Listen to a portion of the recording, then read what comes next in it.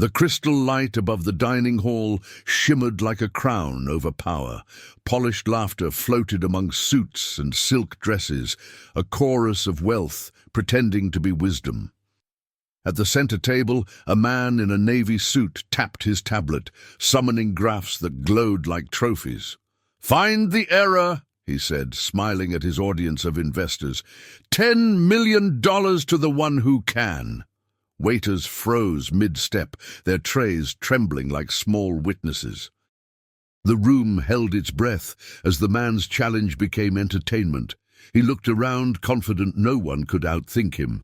The numbers on the screen danced, flawless, precise, arrogant. Then, from the edge of the room, a quiet voice dared to break the perfection. "Excuse me, sir," said the waitress, barely audible. Her uniform was modest, her eyes lowered, her tone respectful, yet something in her calmness silenced even the laughter. She pointed gently toward the corner of the graph, a blinking red symbol overlooked by all.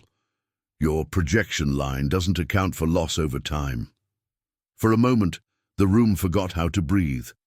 The CEO's smile stiffened, still curved but empty now, his pride punctured by a truth too simple to deny. Around him, the elegant faces shifted, curiosity, shock, discomfort. The sound of forks against porcelain vanished. Only her words remained, light yet heavy as justice. He leaned back, forcing a chuckle, but it came out thin. "You read charts now, do you?" he said, half joking, half wounded. She didn't answer, only bowed slightly, ready to retreat. But her silence spoke louder than any reply, carrying the dignity of someone who did not need to prove she was right. The investors exchanged glances, unsure whether to laugh or applaud. On the tablet, the red alert kept flashing, stubborn as truth itself. The CEO's hand hovered over the screen, as if deleting it could erase the humiliation. But even he felt it, that small, undeniable sting of recognition. She stepped back to the shadows, heart pounding, cheeks warm. She hadn't meant to embarrass anyone. She only saw something wrong and spoke because it felt right. Yet now, standing among the whispers, she wondered if truth was always worth the price it demanded. He watched her walk away, the sound of her steps softer than the thoughts echoing in his mind. Behind his composed smile, anger and admiration wrestled for dominance. "Find the error," he had said. And she did, not in the numbers, but in him. Outside, the evening sun bled through the restaurant's glass, painting gold over the white linen and empty plates. The challenge was over, yet something invisible had shifted, a balance of pride and humility turning in silence. And as the last light faded, her reflection appeared faintly on the glass, quiet, calm, and unbothered. The man's laughter no longer echoed. Only a question remained, suspended in the air. Who truly won that night? The sound of laughter still echoed in her ears, long after it had died in the room. She stood by the service door, back pressed against the cool wall, her heart struggling to slow down. The clatter of dishes from the kitchen seemed distant, like another world entirely. For a brief moment, she wondered if she should have stayed quiet. Every word she had spoken replayed in her mind like a forbidden song. The expression on the CEO's face, that sharp flicker between pride and disbelief, haunted her. She hadn't meant to challenge him. It was instinct, not rebellion, a small act of honesty that had somehow shaken an entire room. Her hands trembled as she reached for a napkin, pretending to fold it. Around her, waiters whispered, stealing glances she didn't want to meet. A few smiled with quiet admiration, others with caution, as if standing too close to her might invite trouble. She felt exposed, as though truth itself had marked her. Through the half-open door, she saw him still sitting at the table motionless. The CEO stared at the tablet, at the error she had revealed. The red alert blinked rhythmically, like a heartbeat refusing to stop. His laughter had vanished, replaced by a tight silence heavy with wounded ego. The restaurant resumed its rhythm, laughter, clinking glasses, the murmur of expensive perfume, and empty conversations. Yet underneath, something invisible had cracked. She sensed it, as if the air itself had changed temperature. Pride had been touched, and pride never forgets. In the small staff corridor, she leaned on the counter, closing her eyes. Her mother's voice echoed softly in her memory. "Never be ashamed of being right, even when you stand alone." Those words comforted her once. Tonight, they felt heavier, like carrying a truth too bright for her hands. When her shift ended, she walked out into the night air. The city alive with noise and indifference. The lights shimmered above puddles left by afternoon rain, and each reflection seemed to whisper that the world didn't care for quiet honesty. Still, something within her refused to bend. She paused before boarding the bus, glancing back at the glowing windows of the restaurant. Behind the glass, he still sat at his table, surrounded by people who spoke but didn't look at him. For the first time, he wasn't the center, silence was. As the bus rumbled away, she rested her forehead against the cold window, watching the streets slide by. She didn't know it yet, but that single act of courage had set something vast in motion, an invisible current pulling two very different lives toward collision again. And somewhere in the distance, between city lights and conscience, a man in a navy suit clenched his jaw and whispered into the darkness, "No one humiliates me twice." Before the red alert, before the laughter and the silence, her life had been a quiet sequence of mornings and modest hopes.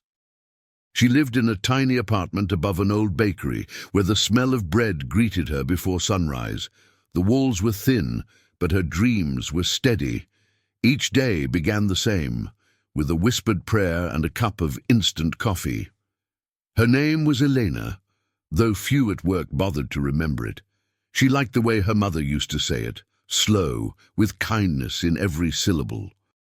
On the small table by her bed sat a photograph, two smiling women in cheap dresses, one with eyes full of faith, the other with eyes full of waiting. That photo had survived everything she hadn't. At the restaurant, she moved like quiet music between tables, graceful but unseen.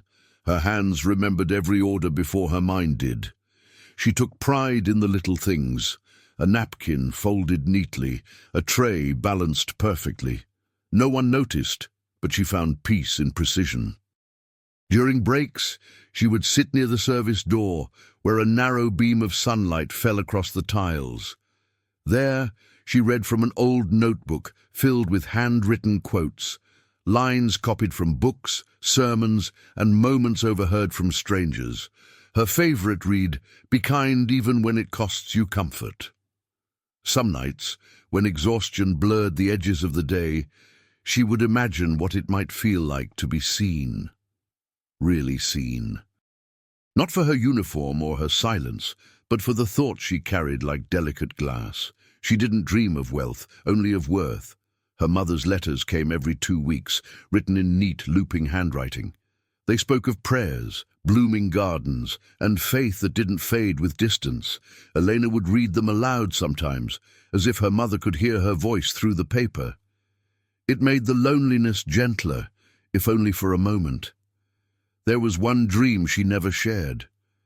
A plan she kept folded at the back of her notebook, a design for a small cafe of her own, simple, warm, filled with music and honesty. She'd even drawn the layout in pencil, down to the jars of sugar by the window. It was her quiet rebellion against invisibility. She saved every coin, every tip, every late hour. Sometimes she'd count the money, then start over, as if believing that repetition could make it grow. But months turned into years, and the dream remained on paper, soft pencil lines waiting for courage to become action. Still, she never let bitterness take root.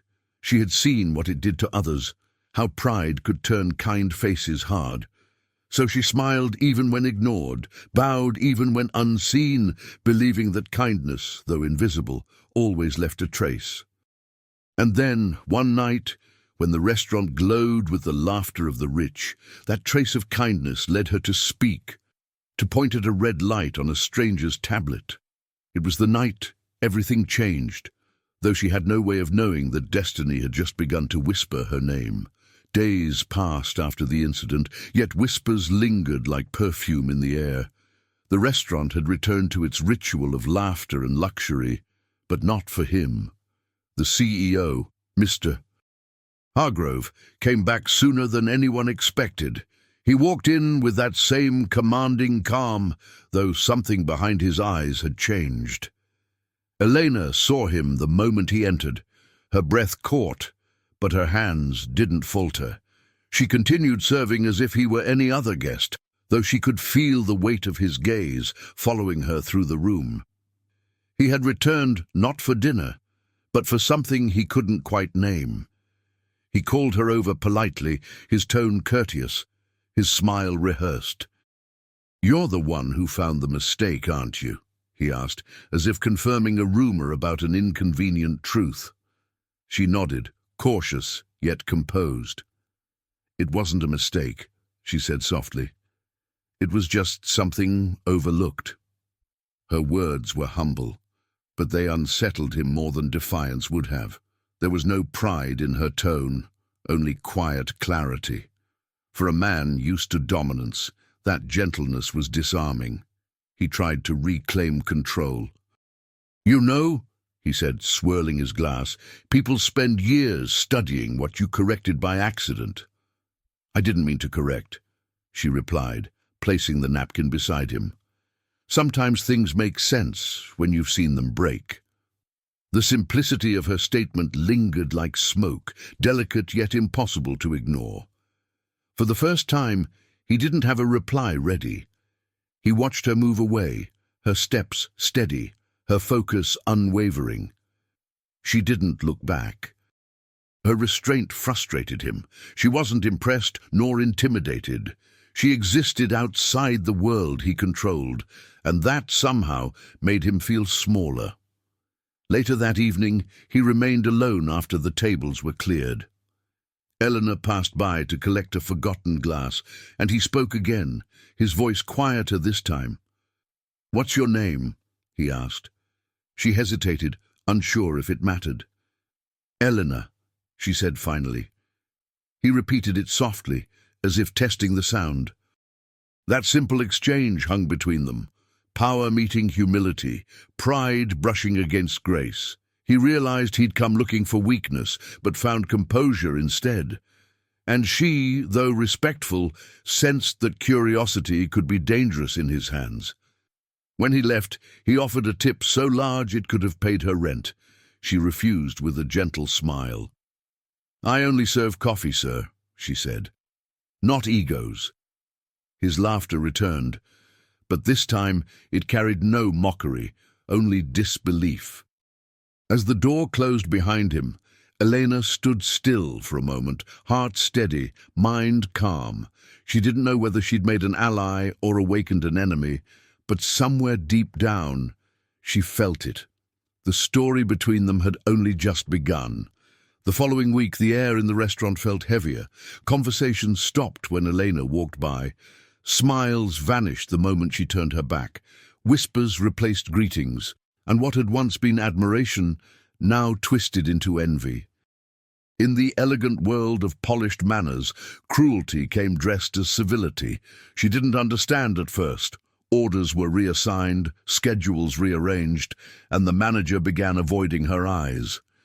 It was subtle, a missing shift here, a colder tone there. But she felt the ground shifting beneath her feet. Truth, she was learning, carried a cost no one warned her about. Behind closed doors, Mr. Hargrove's name was mentioned in half voices. Someone had said he'd felt humiliated by the waitress incident. Others claimed she had made him look weak in front of investors, and in places where power ruled, weakness demanded a scapegoat. One afternoon, the manager called her into the office. His words were coated in false concern. "Elena, I need you to be careful," he said. "You're drawing attention you don't want. Just know your place." The phrase landed like a stone in her chest. She nodded, saying nothing. Silence was safer. Outside, she returned to her duties with mechanical calm. Her hands moved, but her thoughts spiraled inward. Every glance from a co-worker now felt like judgment. Every laugh in the dining hall sounded sharper, directed, and yet she refused to let bitterness change her tone of voice. That night, she found the old note in her apron pocket, her mother's handwriting fading with time. "The truth always stands," it read. She traced the words with her fingertip, the ink smudged from tears she didn't mean to shed. If truth stood, she wondered, why did honesty feel so lonely? The next morning, she arrived early and rearranged the dining tables before anyone else came in. She wanted order, symmetry, a small rebellion against the chaos growing around her. Every folded napkin became a quiet act of defiance, every polished glass a silent prayer. When Mr. Hargrove entered that evening, their eyes met briefly. His expression was unreadable, neither cruel nor kind, simply distant. She lowered her gaze, but the question burned inside her. Did he know what they were doing to her, or was this his quiet revenge? Later, as the restaurant emptied, she lingered by the window, watching the city lights blur against the glass. It would have been easy to quit, to let the injustice win. But something in her heart, fragile yet unyielding, told her that endurance itself was a form of victory. And as she walked home that night, her reflection followed her through the darkened streets, not broken, not bitter, only patient. She didn't know it yet, but the night would not end her trials. The weight of pride had only begun to press its full shadow upon her. For days, Mr. Hargrove told himself he didn't care. He had built empires, commanded boardrooms, and silenced men twice his age with a single glance. How could one waitress, soft-spoken, nameless, invisible, disturb him? Yet the thought of her lingered like an unfinished sentence. It wasn't attraction, it was injury. He replayed the scene in his mind late at night, the red light flashing on his tablet, her calm voice cutting through laughter like truth through vanity. He remembered the investors' faces, the restrained amusement in their eyes. It wasn't the loss of control that hurt. It was the glimpse of himself through her silence. In his penthouse office, the city glowed beneath him, a kingdom of glass and steel. But for the first time, the view brought no satisfaction. Every success he'd built seemed suddenly fragile, like numbers that could vanish with a single error. Pride had kept him upright all his life. Now it was the weight pulling him down. He convinced himself he needed to teach her a lesson, not out of cruelty, but principle. That's how he justified it. People like her, he thought, should know their place. Arrogance often wears the mask of righteousness, and his mask fit perfectly. At dinner one evening, an investor joked about the genius waitress. The laughter around the table was light, but to him it felt like mockery carved in marble. His smile held, but his hands tightened around the glass. That night, he decided she would learn humility, no matter how quietly the lesson was delivered. Back at the restaurant, small things began to happen. She was assigned the most difficult tables, given double shifts, blamed for mistakes she didn't make. He made sure to remain uninvolved, his hands clean, his orders whispered through others. Power doesn't always strike. Sometimes it simply watches others bleed. Still, he found himself watching her, not with hate but with confusion. Each time she was tested, she responded with the same calm grace. No anger, no rebellion, only quiet endurance. It disturbed him more than defiance ever could. One night, as she served his table again, he tried to provoke her. "Tell me," he said casually, "do you ever get tired of being told what to do?" Her answer was simple. Only when the orders come from people who are lost. The words struck deeper than she intended. He didn't respond. He only watched as she walked away, her silhouette fading into the glow of the chandeliers. For the first time in years, he felt something unfamiliar. Shame. It crept through his pride like light through a cracked door. Yet pride rarely surrenders to shame. By morning, the feeling had hardened again into resolve. If his dignity demanded her silence, then silence she would have. And so, behind every polite smile and signed check, the quiet storm of his vengeance began to form. It began on a Thursday, the kind of day that pretends to be ordinary until it breaks your life in half. Elena arrived early, as always, arranging silverware in perfect symmetry. The air smelled of polished wood and fresh linen, but something in the silence felt wrong, a stillness too deliberate, like the calm before bad news. Before lunch service began, the manager called her into the office. His expression was composed, almost rehearsed. "Elena," he said without meeting her eyes, "we've received a complaint from a guest. They said you were disrespectful last night." The lie was smooth, practiced, ready to land. She stood there, motionless. "That's not true," she said softly. Her voice didn't tremble, though her heart did. He shrugged. "I'm sorry, but we can't afford bad impressions. You understand how it is." It wasn't about understanding. It was about power. Outside the office, the world continued. Laughter, footsteps, clinking glasses, as if nothing sacred had just been stolen. She untied her apron slowly, folding it with care. The fabric still carried the scent of coffee and hours of silence. Every thread felt like a goodbye she hadn't agreed to. Co-workers avoided her eyes. A few whispered apologies under their breath, but no one stood up. She didn't blame them. People protect comfort before justice. It's human. She gathered her things, slipping the worn notebook into her bag, its pages heavy with dreams that suddenly felt distant. When she stepped outside, the sun was cruelly bright. The city moved around her, indifferent. Cars passed. People laughed. The world kept buying and selling its illusions. She stood still, a small figure in the tide of motion, realizing that honesty had cost her everything familiar. For a long moment, she wanted to cry, but tears never came. Only breath, a slow, deep breath that felt like defiance. She thought of her mother's words again. When the world closes its doors, it's God's way of changing your path. Maybe the path wasn't gone, only redirected. That evening, she walked home through the wind, her shoes soaking in puddles from a brief storm. She didn't rush. Each step felt strangely peaceful, as if walking away was an act of freedom she hadn't planned. The cold air touched her cheeks, whispering that survival is also a form of strength. At her apartment door, she paused and looked back at the city. The restaurant lights shimmered in the distance like false stars, beautiful, unreachable, empty. She realized then that dignity, once lost, cannot be fired. It stays, even when everything else is taken. And so, beneath the quiet hum of the city, Eleanor folded her apron one last time and placed it on her table. It was no longer a symbol of work, it was a relic of endurance. She didn't yet know it, but the night would become her teacher, and the silence her first ally. That night, the walls of her apartment felt closer than ever.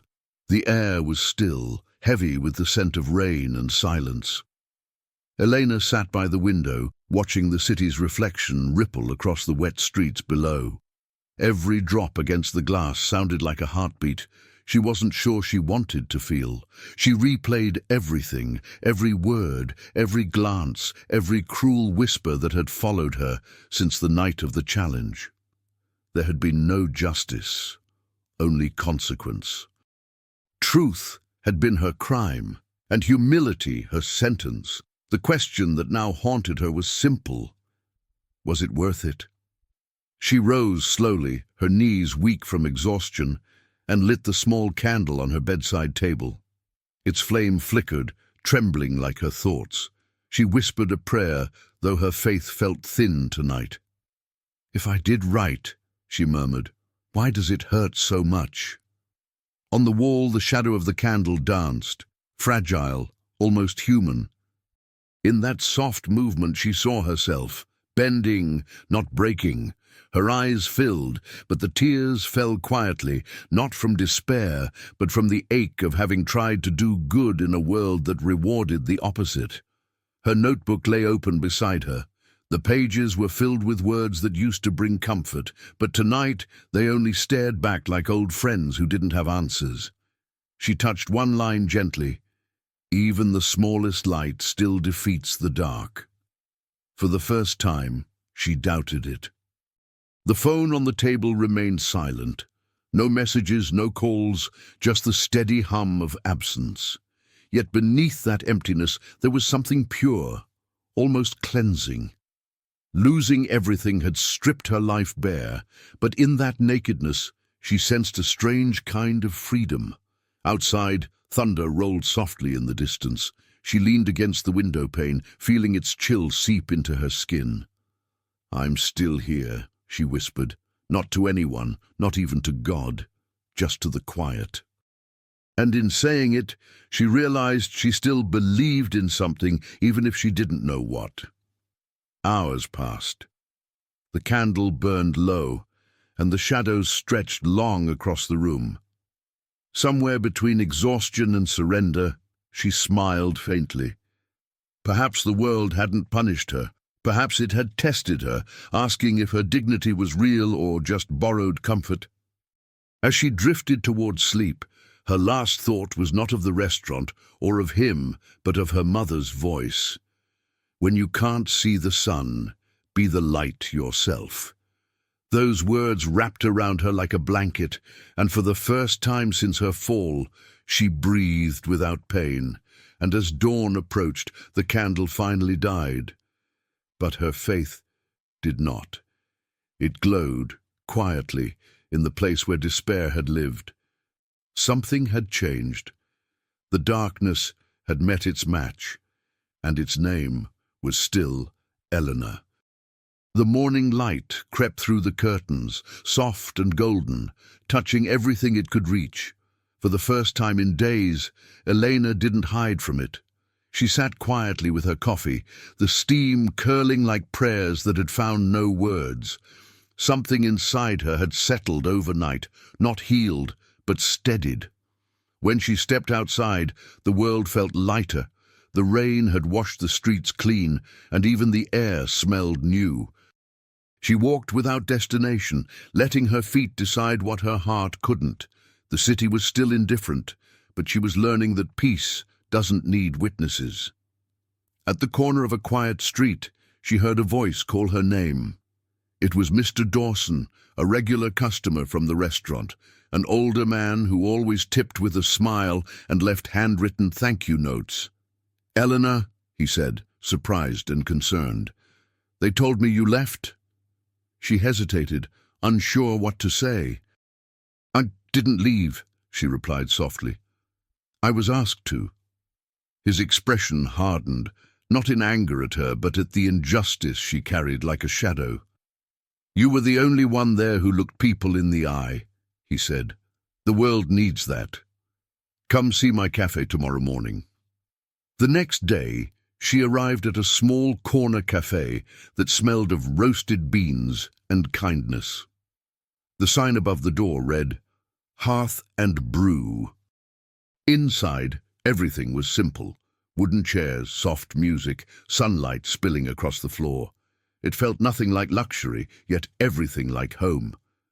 Mr. Dawson smiled. "I need someone who understands people, not profits. I can't pay much, but the work's honest." Elena felt her throat tighten. For the first time in weeks, her answer came without hesitation. "I'd be honored," she said. And she meant it. Her first day was quiet, but full of meaning. She polished cups, arranged flowers, and greeted strangers with warmth that surprised even her. No one looked down on her here. Every smile was real, every thank you sincere. It wasn't the life she'd lost, it was the one she'd needed all along. In the afternoons, she sat by the window during slow hours, writing new quotes in her notebook. One line stood out. "Sometimes losing everything is the only way to find where you belong." She underlined it twice, her heart swelling with quiet certainty. Weeks passed, and the pain began to fade into memory. The cafe became her sanctuary, a place where kindness was currency and peace was profit. Customers began asking for her by name. "Elena," they'd say, "you make the best coffee in town." She smiled, knowing it wasn't the coffee they felt, it was her calm. Then one morning, as she opened the cafe, a new order came in.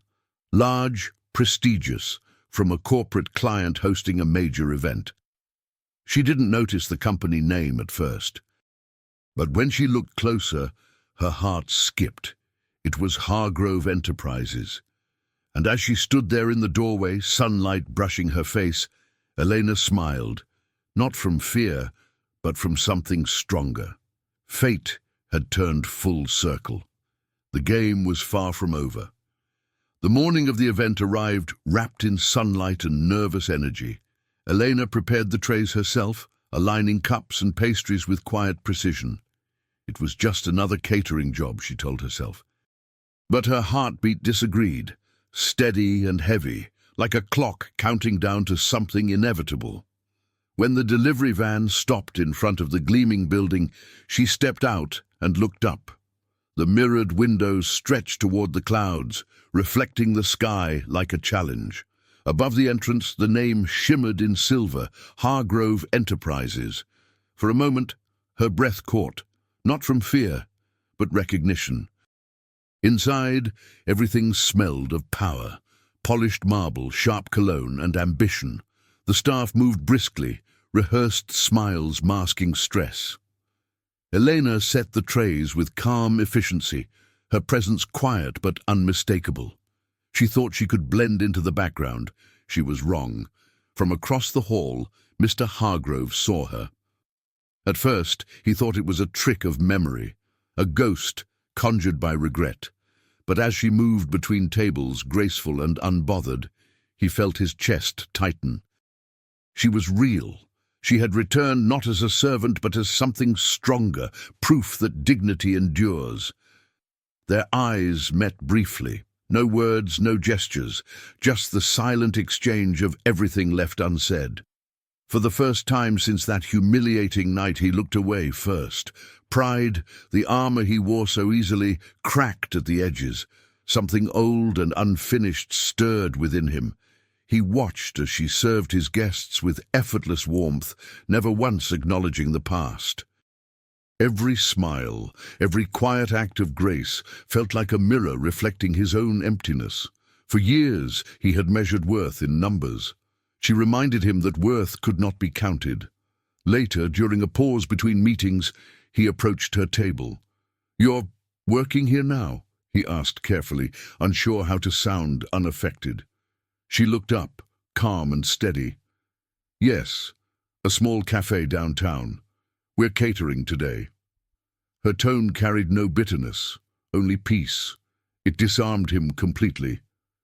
He wanted to apologize, but pride still tangled his tongue. Instead, he nodded, pretending to inspect the trays. "The presentation is excellent," he managed. She smiled gently, the same way one might forgive without saying the word. It was enough to shake something deep inside him. As the event unfolded, he found himself distracted. Her calmness filled the room like quiet music, drowning out his own noise. Every success he flaunted suddenly felt shallow.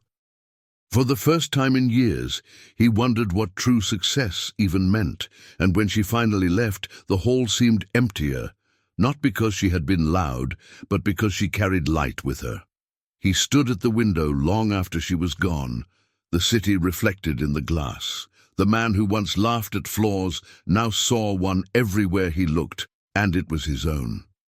2 weeks after the event, The air in Hargrove Enterprises shifted. The polished calm of the office began to crack beneath invisible strain. Reports arrived late, numbers didn't match, and for the first time in years, projections failed to project certainty. Somewhere deep within the system, something was wrong. Again. Mr. Hargrove stood in his office, the city's skyline glittering like false confidence behind him. His assistant laid a tablet on the desk, red warning symbols blinking in perfect rhythm. "There's a flaw in the model," she said softly. Revenue projections were inflated. He stared at the screen, speechless, as the memory of another red light burned in his mind. The same error, the same oversight she had once pointed out months ago in a crowded restaurant full of laughter and pride. Back then, he had ignored it, mocked it, erased it. Now it returned like judgment dressed in data, proof that humility ignored will always come back as consequence. He sank into his chair, his pulse loud in his ears. Numbers swam before his eyes, turning into her voice, calm, patient, unwavering. "Your projection line doesn't account for loss over time." He had laughed then, but the universe, it seemed, had decided to laugh last. As the boardroom filled with murmurs of damage control, he sat in silence. No speech, no order could fix this instantly. His empire had tripped on the very arrogance that had built it. Pride had made him blind, and blindness had a cost. He was paying it now. In the days that followed, the crisis grew. Investors demanded answers, and employees whispered about failure behind glass doors. For the first time, his name was spoken with doubt. Yet beneath the chaos, something else stirred. Not panic, but awakening. Late one night, he found himself walking alone through the city streets. Neon lights reflected on puddles like fractured memories. He stopped in front of a cafe he didn't recognize. Small, warm, alive with laughter. Through the window, he saw her, Eleanor, pouring coffee, smiling gently, the weight of peace surrounding her like a quiet shield. He didn't go in. He only watched, the sound of his own heartbeat drowning out the city noise. For the first time, he understood. The flaw had never been in the numbers. It had been in the way he measured worth. He had built walls where bridges should have been. When he returned to his office, he didn't call lawyers or analysts. He sat in the dark, staring at the red alert still blinking on his screen. This time he didn't look away. The truth, once his humiliation, now felt like the beginning of redemption. And as dawn began to rise over the city, Mr. Hargrove whispered to the quiet, "Maybe it's time to ask the waitress how to fix it." The next morning, the cafe was calm, sunlight spilling through the windows, soft music whispering in the background. Elena arranged fresh flowers on the counter, her movements gentle and practiced. She didn't see the black car stop outside, or the man sitting inside, hesitating longer than he ever had before walking into any room. When the door finally opened, the small brass bell chimed, delicate, unaware of the weight it carried. She looked up. There he was. Not the man in the tailored suit, not the untouchable CEO, but someone stripped of certainty. His eyes met hers, and for a heartbeat, time remembered its own silence. "Elena," he said, the word almost a confession. She stood still, unsure whether to smile or retreat. "Mr. Hargrove," she replied softly, polite, distant. He approached slowly, as though afraid his presence might shatter something fragile. "May I sit?" he asked. She nodded. He removed his watch, setting it on the table, a gesture that felt symbolic even to him. "I came to say I was wrong," he said, each word heavier than the last. "You warned me once, and I laughed. I thought I knew everything worth knowing." His voice trembled slightly, but I was blind. She listened without interrupting. Her expression was calm, her hands folded gently on the counter. "Sometimes," she said, "we don't see what's in front of us until we lose what's behind." He exhaled, as if her words unlocked a breath he'd been holding for months. "I've lost more than money," he admitted. "The company, it's not what I thought it was. The people I trusted vanished when things fell apart." He looked down at his hands, and all I could think about was that night. The moment you spoke truth, when everyone else stayed quiet. She poured him a cup of coffee and placed it before him, no sugar, just as he used to take it. "Maybe that moment wasn't about me," she said softly. "Maybe it was for you. Sometimes truth waits for the right heart to hear it." Her words were simple, but they carried a grace no sermon could match. For the first time, his pride bowed. "Would you help me?" he asked, almost whispering. "Not as an employee, as someone who sees what I don't." There was no manipulation in his tone, only sincerity, raw and unfamiliar. Elena hesitated, not from anger but from reflection. She looked at him, a man once defined by power, now asking for wisdom. "I'll help," she said finally, "but not to rebuild what you lost, to help you see what's left." In the stillness that followed, something invisible passed between them, not forgiveness yet, but its first breath. The bell above the door chimed again as a breeze entered, gentle and cool, carrying away the last traces of pride from the room. The following week unfolded like the slow rise of dawn, quiet, patient, inevitable. Elena began visiting Hargrove Enterprises after her cafe shifts, not as a servant, but as a voice of clarity among noise. The staff looked at her with curiosity, unsure who she was. Mr. Hargrove, however, introduced her simply. "Someone who sees what I couldn't." She reviewed reports, asked questions no one else dared to ask, and in her soft tone uncovered mistakes hidden under layers of pride. There was no arrogance in her manner, only calm conviction. Numbers obeyed her honesty the way they once obeyed his authority. The board members listened, reluctantly at first, then with respect. Mr. Hargrove watched in silence. He had spent years commanding rooms with volume.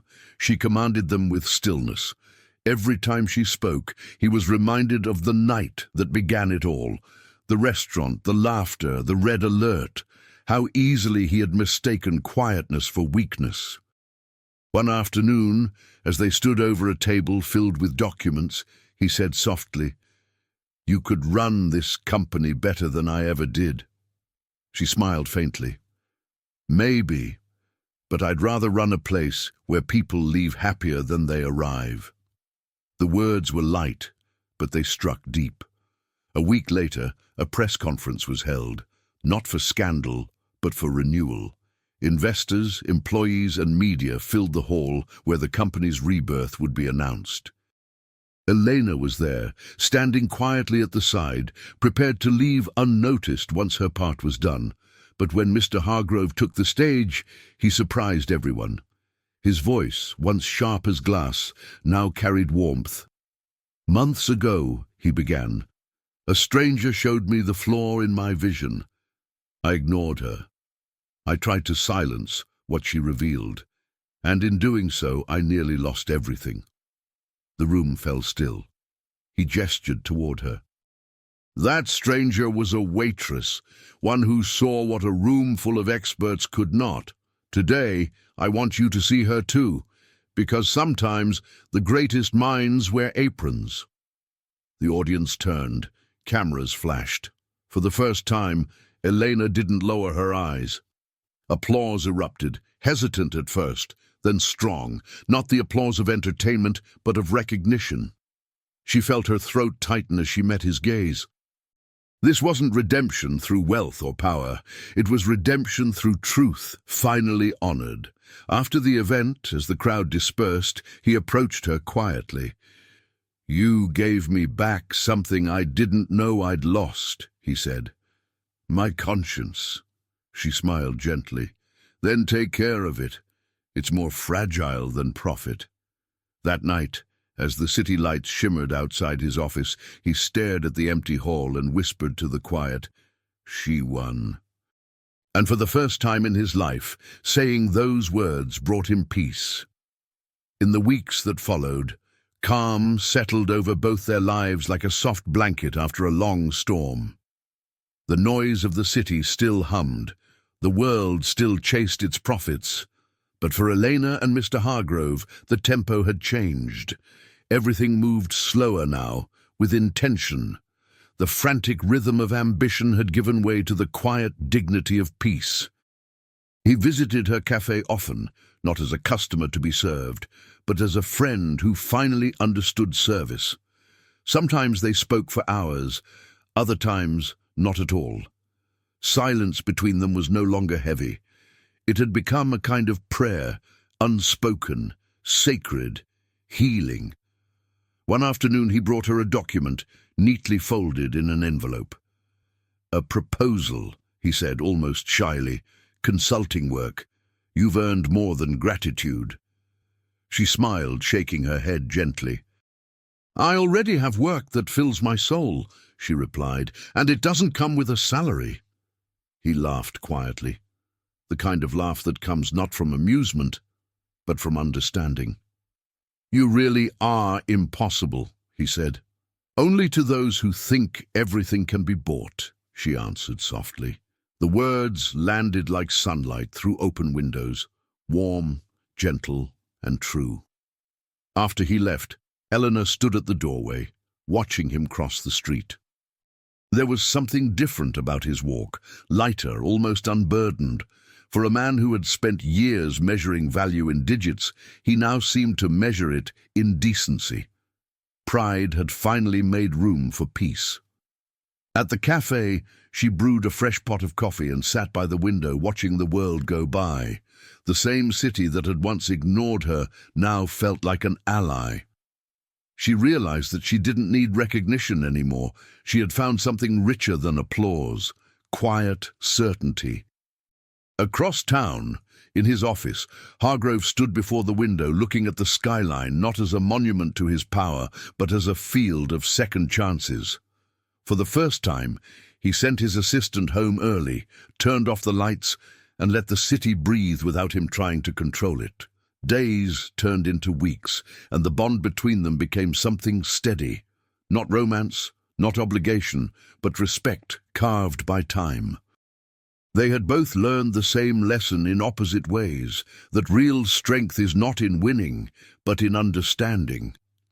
One evening, as the sun dipped low and painted gold across her cafe walls, Elena wrote a final quote in her notebook: "Forgiveness is the quiet shape of freedom." She smiled, closing the book softly. Outside, the light lingered, as if unwilling to say goodbye. And when night finally came, the stars above the city seemed to shine a little closer, as though the universe itself leaned down to witness what pride had broken and what grace had rebuilt. Months passed, and the rhythm of life settled into something beautifully ordinary. The city still glittered at night, but for Eleanor, the lights no longer symbolized what she didn't have, only what she didn't need.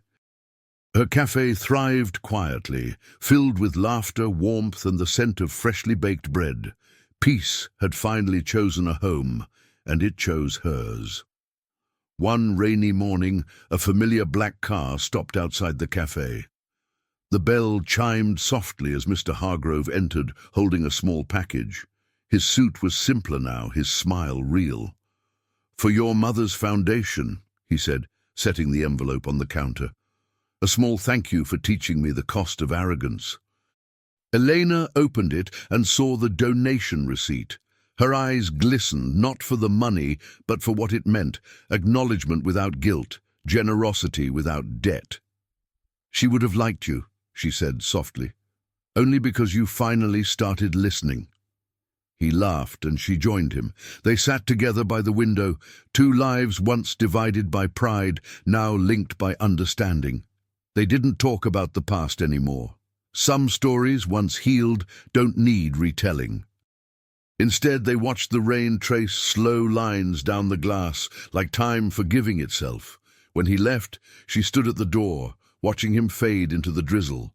There was no sorrow, only gratitude. Sometimes closure doesn't mean ending.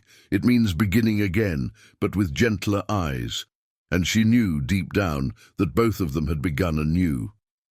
That evening, as the cafe emptied, she cleaned the last table and turned off the lights. Only one small lamp remained, casting a golden halo over her notebook. She opened it to the final page and wrote, "Some errors exist only to teach us how to see what truly matters." She read the words aloud, and for a moment the quiet felt sacred. Outside, the rain stopped. The city exhaled. Elena smiled, not because she had triumphed, but because she had remained kind. Across town, in his office, Hargrove looked at a framed photograph of the company's reopening, his speech beside hers. He whispered to himself, almost in prayer, she was right. The words no longer burned, they healed. The night spread over the city, calm and endless, and in that peace 2 souls, once strangers divided by pride, rested on the same truth, that dignity, courage and kindness are the only riches time cannot erase. If this story touched your heart, leave a heart in the comments and subscribe for more stories about kindness and redemption.